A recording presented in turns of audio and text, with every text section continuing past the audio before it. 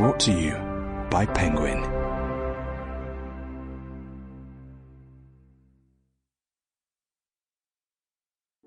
The year 1000, when explorers connected the world and globalization began.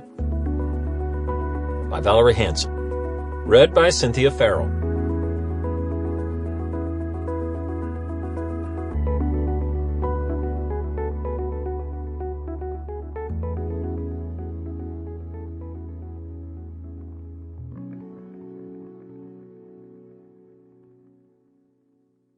For Jim, who went everywhere and read everything. Author's note. To reach the broadest possible audience, I followed a few guidelines. Keep foreign names and words to a minimum. Use the most familiar spellings and drop most diacritics. Refer to modern countries and regions and avoid bogging down the reader with place names no longer in use. Convert historic measurements and units into both English and metric measures. Write endnotes that provide sufficient information to locate the sources. Prologue. The street is packed with customers buying pearl necklaces from Sri Lanka, ornaments carved from African ivory, perfumes preserved with stabilizers from Tibet and Somalia, vials crafted from Baltic amber, and furniture made from every imaginable aromatic wood.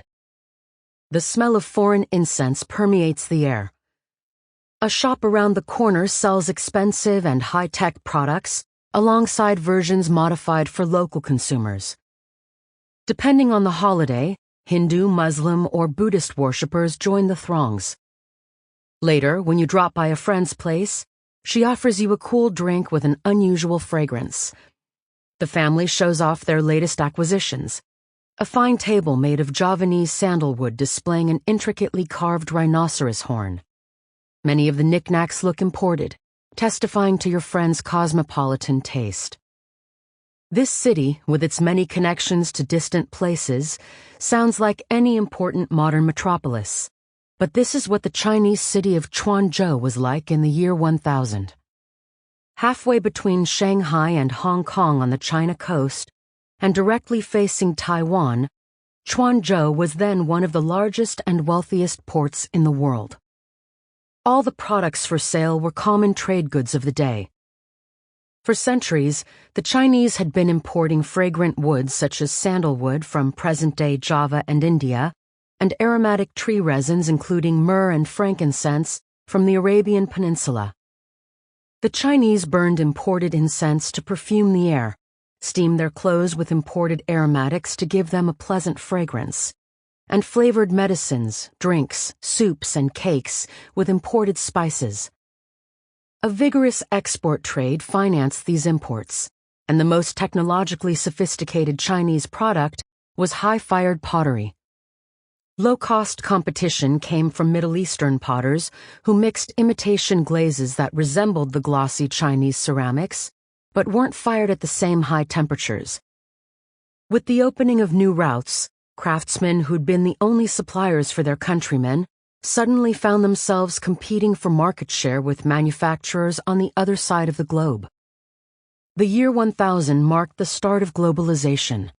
This is when trade routes took shape all around the world that allowed goods, technologies, religions, and people to leave home and go somewhere new.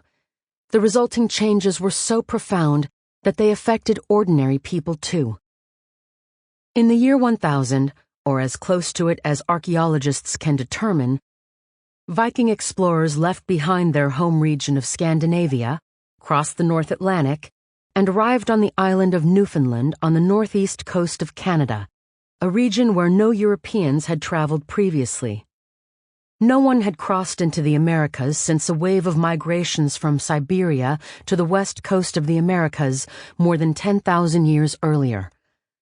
The Vikings connected pre-existing trade routes across the Americas with those of Europe, Asia, and Africa, a landmass we'll refer to as Afro-Eurasia.